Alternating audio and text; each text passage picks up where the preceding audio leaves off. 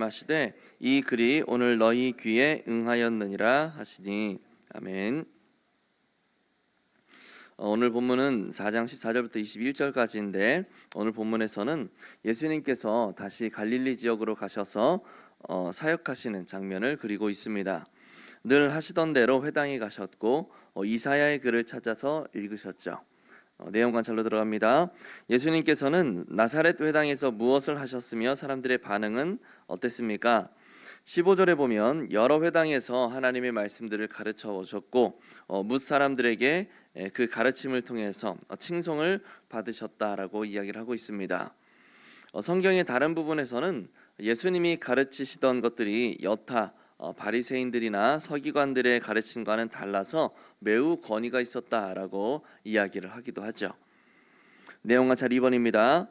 예수님께서 사람들 앞에서 낭독하신 성경 말씀은 무엇입니까? 안식일에 늘상 회당에 가셨던 것으로 보이는데 이번에는 특별히 성경을 찾아서 읽으셨다고 이야기를 하고 있습니다. 17절에서 이사야의 글을 읽으셨다라고 밝히고 있고 그 내용은 메시아를 통해서 회복될 것에 대한 예언의 메시지였습니다.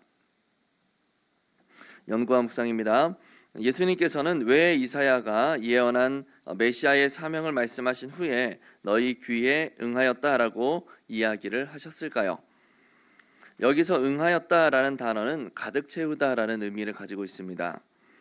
주로 하나님의 말씀이 실현되고 성취되는 것 이런 것과 연관이 되어서 사용되는 단어예요.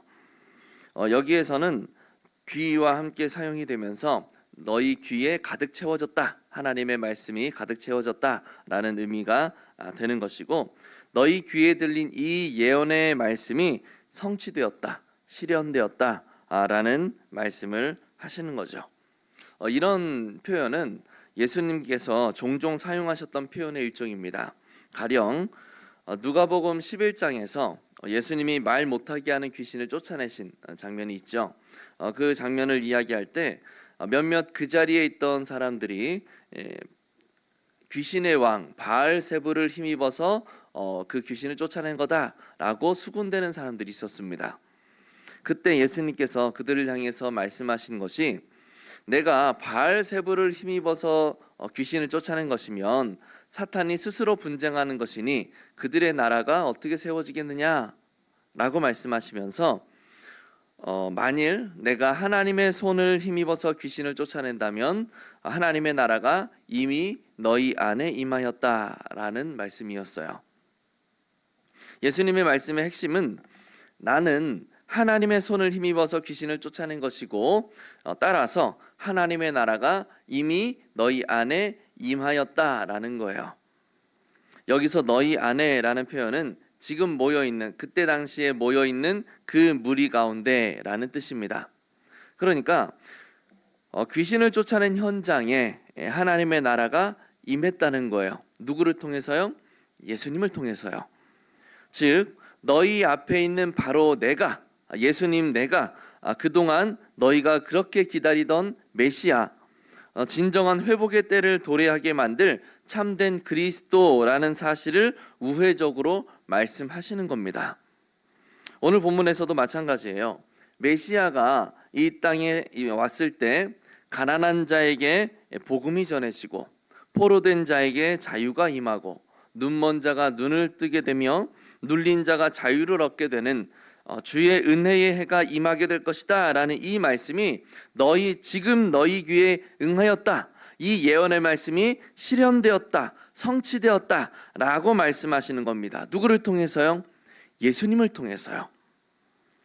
곧 예수님 자신이 바로 눈먼 자에게 다시 보게 함을, 눌린 자에게 자유함을, 포로된 자에게 자유를 주실 진정한 메시아다라고 말씀하시는 것이고 하나님이 약속하신 그 메시아가 너희 앞에 있는 바로 나다라고 선언하시는 장면인 거죠.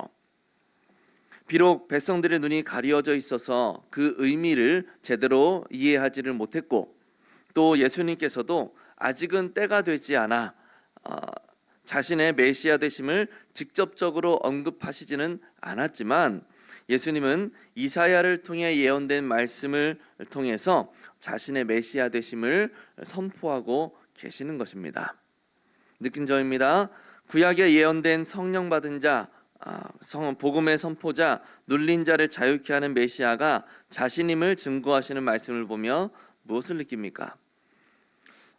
여호와께서 오래전부터 약속하신 메시아 그리스도가 이미 임함으로써 이사야가 예언한 말씀이 너희 귀에 응했다라고 말씀을 하셨는데, 예수님의 이 말씀에는 아주 중요한 의미가 내포되어 있어요.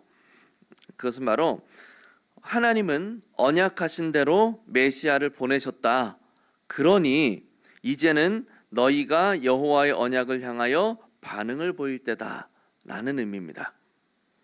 이제는 너희가 언약 앞에서 신실함을 보일 차례라는 겁니다. 하나님은 언약 앞에서 신실함을 보이셨으니 이제는 너희가 보일 차례다 라는 거예요. 여호와를 향한 제사를 엉망으로 만들고 율법의 정신은 장로의 유전이라는 명목으로 사라진 지 오래되어 버린 너희가 이제는 율법으로, 언약으로 다시금 돌아와야 할 차례다라고 말씀하시는 거죠. 이스라엘 백성에게 신실한 여호와 신앙의 회복을 촉구하고 있는 겁니다. 적용입니다. 최근 하나님께서 내게 주신 약속의 말씀은 무엇입니까? 하나님은 위기 가운데 용기의 말씀을 주시기도 하고, 또 힘겨운 영적 전투 가운데 격려의 말씀을 주시기도 합니다. 또 고난 가운데 힘을 주시는 말씀이 임하기도 하고, 또 슬픔과 외로움 가운데 위로의 말씀을 주시기도 하죠. 새해를 맞이하면서 간혹 하나님께서 이 말씀을 나에게 주셨어 라고 하면서 하나의 구절을 우리가 이렇게 좀 마음에 깊이 새기기도 하죠. 또 그런 말씀이 혹시 있으셨는지 모르겠어요. 새해를 맞이하면서 하나님께서 나에게 주시는 말씀이 있으셨나?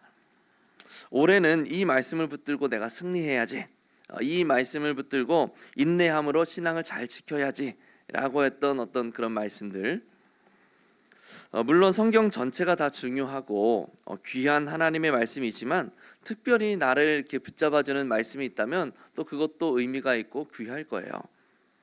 그런데 중요한 것은 그렇게 약속의 말씀이 나에게 주어진 것으로 끝이 아니라는 겁니다. 이사야의 말이 너희 귀에 응하였다라고 말씀하셨던 예수님은 그 청중들로 하여금 잃어버렸던 여호와 신앙을 다시금 회복할 것을 촉구하셨어요. 하나님의 그 약속의 말씀이 우리의 삶에 주어지고 그 말씀이 응하였을 때 주님은 우리에게 나는 너희를 향하여 나의 언약을 신실하게 이루었다. 이제 너는 어떻게 할래? 라고 물으시면서 신앙의 반응, 말씀에 대한 반응을 요구하신다는 것을 우리가 기억해야만 될 겁니다. 그러므로 우리가 결단할 것은 약속의 말씀을 붙들고 위로받는 것에서 머물 것이 아니라 약속을 신실하게 이루실 하나님으로 말미암아 용기를 내어 신앙의 발걸음을 다시금 회복해야 된다라는 겁니다. 위기와 어려움 속에서 신앙의 발걸음이 멈춰지지는 않으셨습니까? 슬픔과 고통 가운데서 나의 사명을 내려놓고 그 나를 힘들게 만드는, 슬프게 만드는 그 문제에 여전히 매달려 있지는 않으십니까? 하나님께서 약속의 말씀을 주시는 그 목적은 하나님은 살아계시고 살아계신 하나님은 신실하게 나와 함께 하시며 언약을 이루실 것이다 라는 사실을 기억하게 하심으로 신앙의 발걸음을 회복하고 힘차게 나아가도록 만들기 위해서다라는 사실을 우리가 기억해야 되는 거예요. 그것을 우리가 꼭 기억하면서 약속의 말씀이 너희 귀에 응하였다라는 그 말씀은 그 음성 가운데 용기 있는 신앙의 발걸음을 회복할 수 있기를 간절히 축복합니다. 기도하겠습니다. 오늘 말씀을 기억하면서 약속의 말씀을 통해